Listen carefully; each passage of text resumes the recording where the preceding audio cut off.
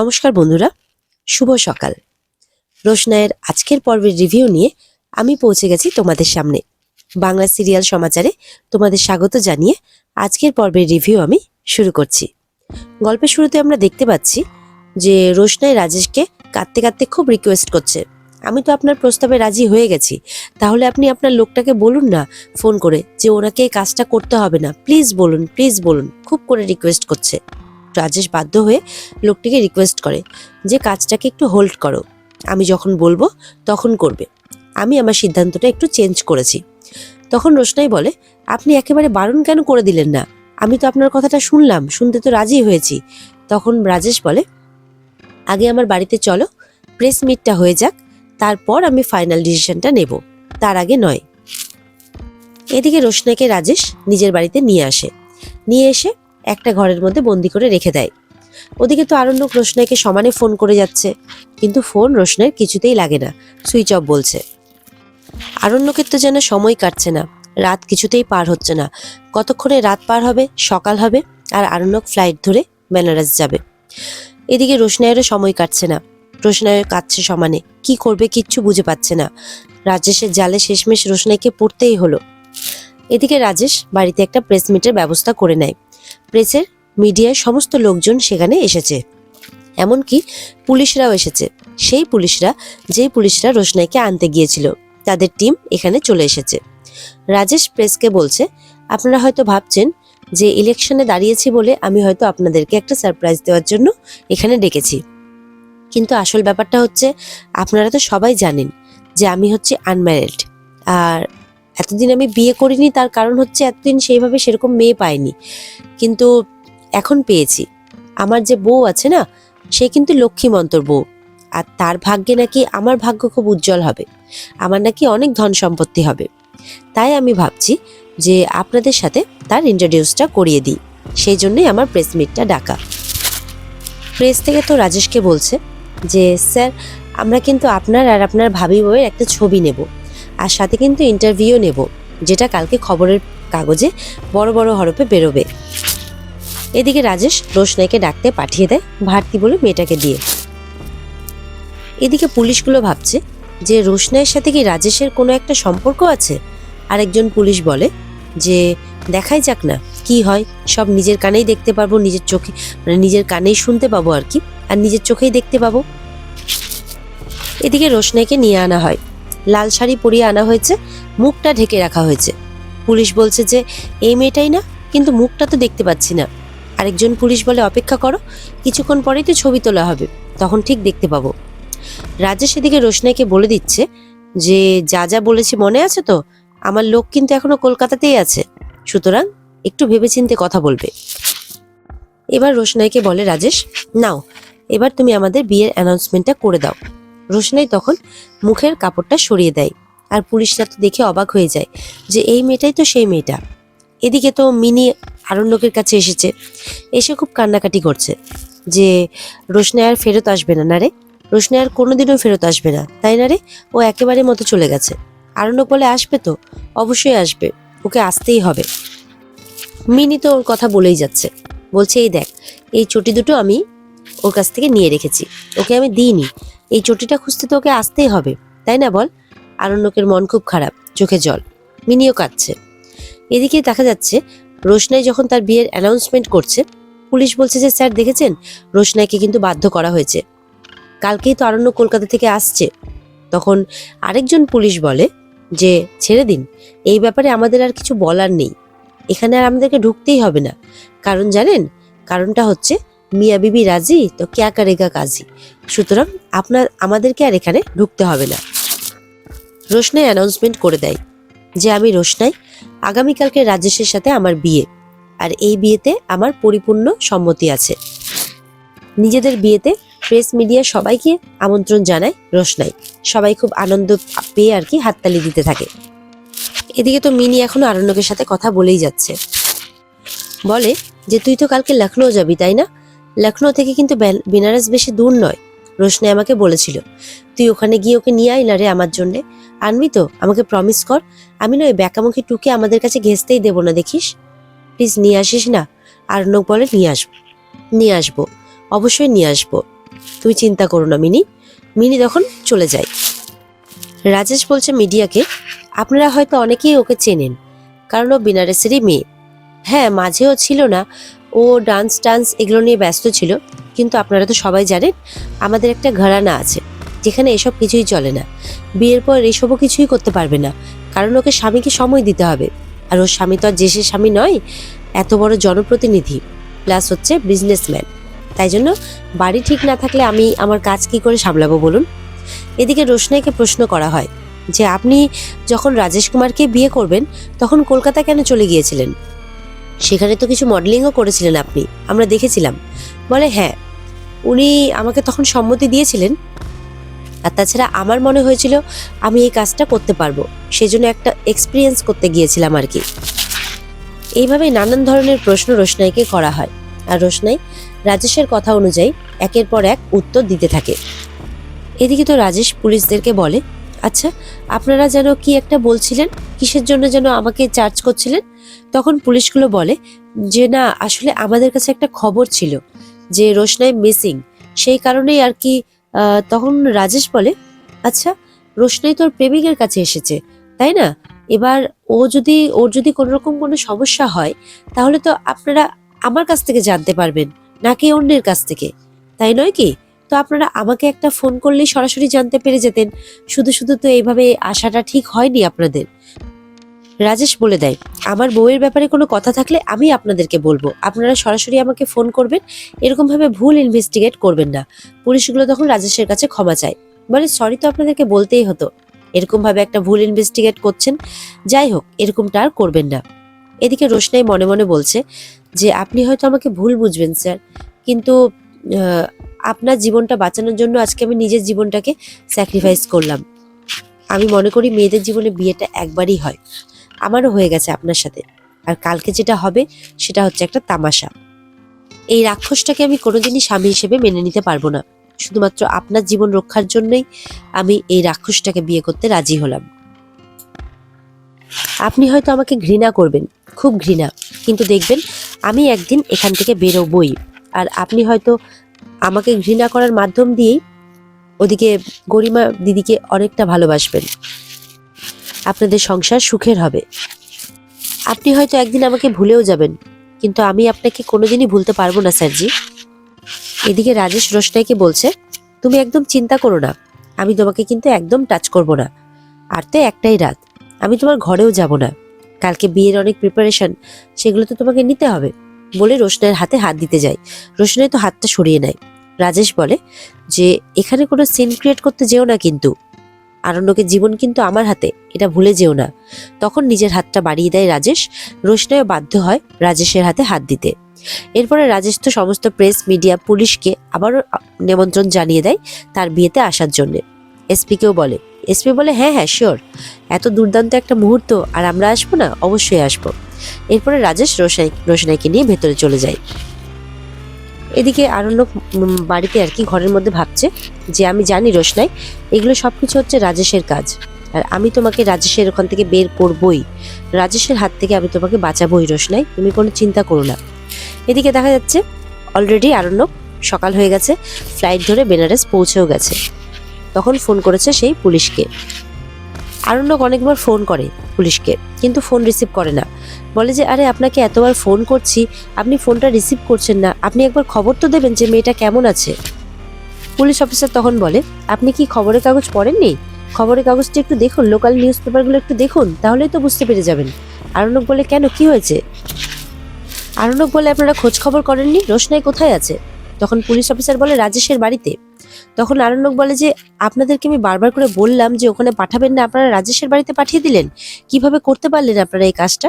পুলিশটি তো চুপ করে আছে ফোনের মধ্যে, কারণ পুলিশ অফিসারগুলো দেখছে যে এই রোশনাইয়ের জন্য এত চিন্তা করছে, আর রোশনাই নাকি এই বিপদ সেই বিপদ, সেই রোশনাই তো রাজেশকে বিয়ে করছে আনন্দ সহকারে। পুলিশগুলো তো উপর থেকে যেটা দেখলো আর কি সেটাকেই সত্যি বলে ভেবে নিল।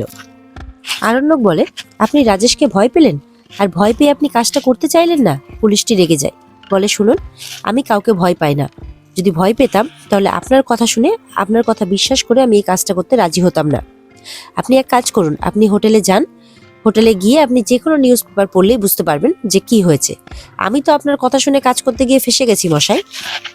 আমি আপনার ফোন ধরবো কি? আপনি তো ফলস ইমপ্রেশন দিয়েছেন, আর আমি আপনার কথাতে লড়তে গেছি। পুলিশটি বলে, আমি তো বুঝতেই পারছি না যে কেন আমি আপনার কথায় ভরসা করে লড়তে গেছি। আরে মশাই, সবকিছু যখন ঠিকই আছে তখন আমাদেরকে বলতে গেছিলেন কেন? আরণ্যক বলে, আরে আমি তো বুঝতেই পারছি না আপনি কি ঠিক হওয়ার কথা বলছেন। পুলিশটা তখন বলে যে দেখুন, আমার কাজ আছে, আমি এখন কথা বলতে পারবো না, বলে ফোনটা রেখে দেয়। আরণ্যক তো তখন পড়ে যায় চিন্তায় যে কি হচ্ছে, কিছুই তো বুঝতে পারছি না। এদিকে বেনারস থেকে সুরঙ্গমার ভাই সুরঙ্গমাকে ফোন করেছে। ফোন করে বলে যে কিরে, এখনো কোনো খবর পাসনি? সুরঙ্গমা বলে, কোন খবর? আমি তো কোনো খবর পাইনি। হ্যাঁ, রোশনাই কিডন্যাপ হয়েছে, রাজেশ কিডন্যাপ করেছে, এটুকু জানি, তার পরেরটুকু তো জানি না। তখন তার ভাই বলে, আরে তাহলে তো তুই কিছুই জানিস না, একটু দেখ, আসলে এখানকার খবরের কাগজ নিউজ চ্যানেলে সব জায়গাতে দেখাচ্ছে। আমি তোকে নিউজটা পাঠাচ্ছি, লিঙ্কটা পাঠাচ্ছি, তুই দেখ, দেখার পর তুই সবাইকে লিঙ্কটা পাঠা। তখন বলে যে আরণ্যক লখনৌতে গেছে জানি, কিন্তু আদৌ ওখানে গেছে কিনা আমি জানি না। তখন বলে, ও ছাড়, এখানে এসেও কোনো লাভ হবে না, বুঝতে পারলি, একবার নিউজটা দেখ। তারপরে গরিমা ফোন করে, বলে দাঁড়া, গরিমা ফোন করছে, লাইনে আছে, আমি ওকে কনফারেন্সে নিচ্ছি।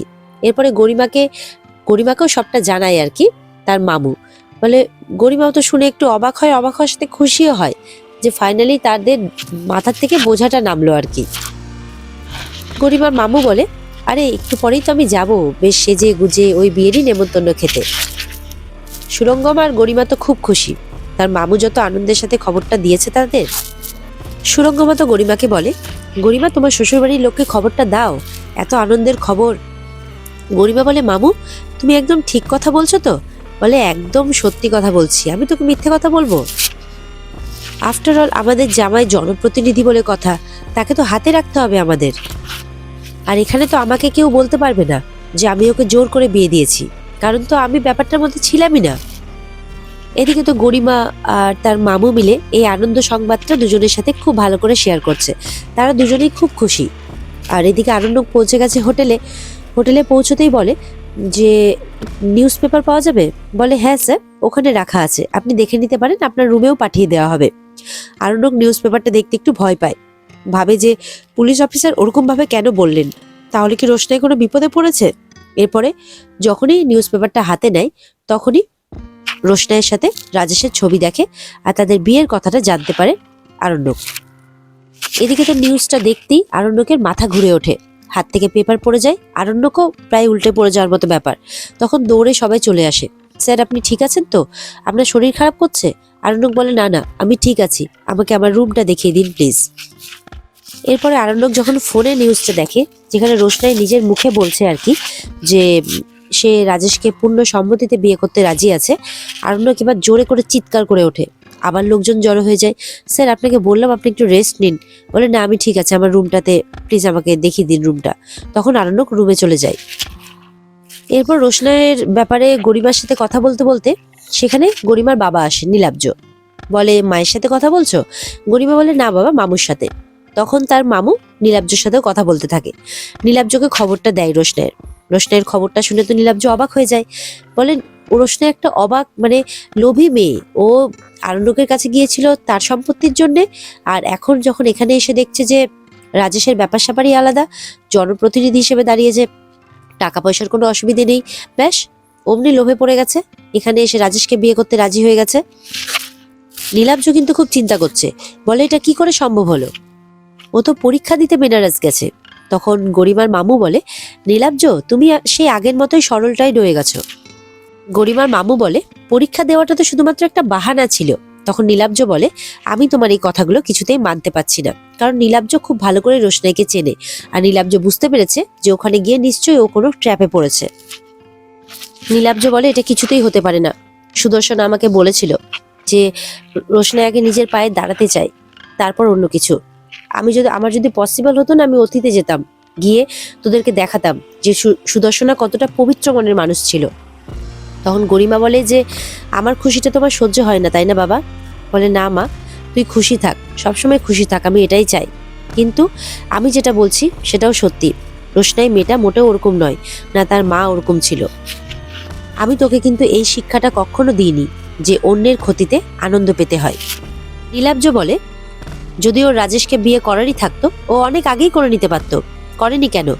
তখন মামু বলে, আরে এগুলো তো সব বাহানা ছিল, এগুলো সব তখন তো রাজেশ শুধুমাত্র ব্যবসায়ী ছিল না, আর এখন জনপ্রতিনিধি, বুঝতেই পারছো, তো সেই কারণেই আর কি। তখন বলে আমি এইসব কথা মানতে পারবো না। নীলাব্জ কিছুতেই বিশ্বাস করে না। নীলাব্জ গরিমাকে বলে, আমি তোকে শুধু একটাই কথা বলতে চাই, অন্যের দুঃখে কখনো আনন্দে পেতে নেই, আর যদি তাই পেতে তুই চেষ্টা করিস তাহলে কোনোদিনও তুই সুখী হতে পারবি না। নীলাব্জ গরিমাকে এই কথাগুলো বলে চলে যায়। এদিকে গরিমা তার মামুকে বলে দেয় যে ওখানকার সমস্ত খবর কিন্তু তুমি আমাকে অবশ্যই দেবে। এরপরে ফোন রেখে দেয়। এরপরে গরিমা যখন নিজের ঘরে যাবে যে মানে আরণ্যকের ফ্যামিলিতে খবরটা দিতে, তখন গরিমার মনটা আসে, এসে বলে, দাঁড়াও, আগে বিয়েটা হোক, তারপর না হয় খবরটা দিও, কারণ রোশনাইকে তো খুব একটা ভরসা করা যায় না, তাই না? বিয়ে অবধি অপেক্ষা করাটা ভালো। তখন গরিমা একটু মনে মনে ভাবতে থাকে। এদিকে গরিমা মিষ্টি নিয়ে চলে আসে আরণ্যকের বাড়িতে। গরিমাকে দেখে তো সবাই খুব খুশি হয়। গরিমাকে বলে, কিছু খাবে? বলে, না না, কিছু খাবো না। জাহ্নবী বলে, হ্যাঁ, এখনো কি বোধহয় নিজের বাড়ি ভাবতে পারোনি বাড়িটাকে, না? গরিমা বলে, আগে বিয়েটা হোক, তারপর না হয় নিজের বাড়ি ভাববো, হাসতে খেলতেই বলে আর কি। এরপরে তনুশ্রী বলে, আচ্ছা, তোমার আঙ্কেলকে আমি ফোন করে ডাকছি, তোমার বোধহয় খুব সিরিয়াস কিছু বলার আছে, তাই না? জাহ্নবী বলে, তুমি মেজো কাকামণি আসার ওয়েট করছো? গরিমা বলে, না থাক, যদি উনি ব্যস্ত থাকেন আমি তোমাদেরকে বলে দিচ্ছি, তোমরা বলে দিও, আসলে আমি একটা গ্রেট নিউজ নিয়ে এসেছি। এদিকে তো আরণ্যক আবার পুলিশকে ফোন করেছে, কিন্তু পুলিশটা কিন্তু কোনো কথা আর শুনতে চাইছে না। বলে, আমরা কিন্তু যাব, আজকে আমাদের ইনভাইট আছে, আমার বস যাচ্ছে, আমিও যাব, অবশ্যই যাব। তখন আরণ্যক বলে, আমিও যাব। বলে, আপনি গিয়ে কি করবেন, শুধু শুধু ওখানে ঝামেলা করবেন? বলে, না, তবুও আমি যাব, আমি ওর সামনে গিয়ে একবার দাঁড়াতে চাই। আরণ্যক বলে, দেখুন, আমার পুরোপুরি মনে হচ্ছে যে রোশনা এখানে প্রেসারাইজ হয়ে কাজটা করছে। পুলিশ বলছে, না না, এখানে কোনো প্রেসারাইজ হয়ে উনি কাজ করছেন না, যা করছেন নিজের ইচ্ছে অনুযায়ী করছেন। পুলিশ বলে, যদি উনি প্রেসারাইজ হতেন, তাহলে মানে না হতেন আর কি, তাহলে এরকম ভাবে সবার সামনে থেকে ওনাকে কিডন্যাপ করাটা কি সম্ভব হতো? কখনো হতো না। এগুলো ওনাদের আগে থেকেই প্ল্যান ছিল, সেই জন্যই উনি খুশি খুশি মনে এই অ্যানাউন্সমেন্টটা করেছেন। এদিকে তো গরিমা খুব এক্সাইটমেন্টের সাথে আরণ্যকের বাড়িতে নিউজটা দেয়, রোশনাই আর রাজেশের বিয়ের কথা। আর শুধু সেটাই নয়, প্রেস মিটে যে রোশনাই একদম খুশি হয়ে বিয়ের অ্যানাউন্সমেন্টটা করেছে সেই খবরটাও জানায়। আরণ্যকের বাড়ির লোক শুনে তো অবাক হওয়ার সাথে সাথে খুব খুশিও হয়ে যায় যে ফাইনালি তাদের মাথা থেকে এবার বোঝাটা নামছে, আর চিরতরের জন্য নামছে। এদিকে তো আরণ্যক পুলিশকে বলছে, আপনারা পুরো হিস্ট্রিটা জানেন না, এরকম এর আগেও হয়েছে, ও বিয়েতে বসেছে কিন্তু পরে ওকে বিয়ে থেকে পালাতে হয়েছে, আর এখনো আমি তাই ওর সামনে গিয়ে দেখতে চাই আর জানতে চাই ওর কাছে যে ও খুশি কিনা। পুলিশ বলে, আরে আমরা কালকে তো সামনেই ছিলাম, আমরা সামনে থেকেই সবটা দেখেছি, উনি যথেষ্ট খুশি মনেই বিয়েটা করছেন। আরণ্যক বলে, আরে উপর থেকে দেখে কি মানুষকে চেনা যায় নাকি, বোঝা যায়? তখন আরণ্যক আবার মনে মনে ভাবছে, তাহলে আমার সাথে কাটানো যে মুভমেন্টটা গুলো, সেগুলো সব মিথ্যে। পুলিশ বলে, শুনুন, আপনি ফিরে যান। বলে, কেন ফিরবো আমি ওকে নিয়ে যেতে এসেছি, তাই নিয়েই যাব। বলে, এখনো এত ট্রাস্ট আপনার মেয়েটার প্রতি? লোক বলে, সেটা আপনি বুঝবেন না, আপনি শুধু বলুন আপনি কটার সময় যাবেন, আমিও সেই টাইমেই যাব। পুলিশ বলে, সন্ধ্যে 6টার সময় যাব। আরণ্যক বলে, একটা রিকোয়েস্ট রাখুন, বিয়ে শুরু হয়ে গেলে কিছু করার থাকবে না, আপনি অন্ততপক্ষে 1 ঘন্টা আগে চলুন। তখন বলে যে বিয়ে শুরু হবে না, কারণ কার্ডে সন্ধ্যে 6টা লেখা আছে। তখন আরণ্যক রাজি হয়। এদিকে তো বিয়ে সবকিছু একদম মানে সাজানো গোছানো, সমস্ত কিছু পুরো রেডি।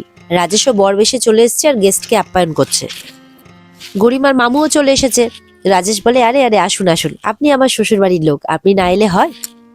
রাজেশ বলে, আমার খুব ইচ্ছে ছিল যে সুরঙ্গমা মুখার্জি আর গরিমা আমার বিয়েতে আসুক, কিন্তু সেটা পসিবল হলো না, কিন্তু আপনার ভাঞ্জির বিয়েতে কিন্তু আমি অবশ্যই যাব বিয়ের পরে। তখন মামু বলে, হ্যাঁ হ্যাঁ, অবশ্যই। এদিকে তো তনুশ্রীরা অপেক্ষা করছে যে কতক্ষণে রোশনাইয়ের বিয়েটা হবে, রোশনাইয়ের বিয়েটা হলে তারা বাঁচে আর কি। জাহ্নবী জিজ্ঞাসা করাতে গরিমা বলে, হ্যাঁ, ওখানকার লোকাল নিউজ পেপারে তো বেরিয়েছে সবটাই খবর, আর সমস্ত চ্যানেলে ভিডিওতে সব জায়গাতে তো দেখানো হচ্ছে ভিডিওটা, যেখানে রোশনাইও নিজের মুখে বলেছে বিয়ের জন্য ও সে খুশি, সম্মতি দিয়েছে। তখন জাহ্নবী বলে, মেজো কাকিমণি, মেয়েটা কি পরিমাণ ডেঞ্জারাস তুমি বুঝতে পারছো? জাহ্নবী বলে, বাদশা যদি খবরটা শোনে? তখন গরিমা বলে, কি করবে, ওর কি করার আছে এখানে, কি করবে জাহ্নবীদি? আমার তো মনে হয় ওর এই খবরটা জানা উচিত। পুলিশরা তো পৌঁছে গেছে এদিকে বিয়ে বাড়িতে, আর আরণ্যকও পৌঁছে গেছে রাজীবের সাথে সেই বিয়ে বাড়িতে। রাজীব বলে, স্যার, ওরা তো আমাকে ইনভাইট করেনি, তাই আমার যেতেও কেমন লাগছে। আরণ্যক বলে, কি বলছো তুমি ওর সামনে গিয়ে একবার দাঁড়াবে না? তুমি ওকে এতটা ভালোবাসো, আর আমার তো মনে হয় ও তোমাকে ভালোবাসে।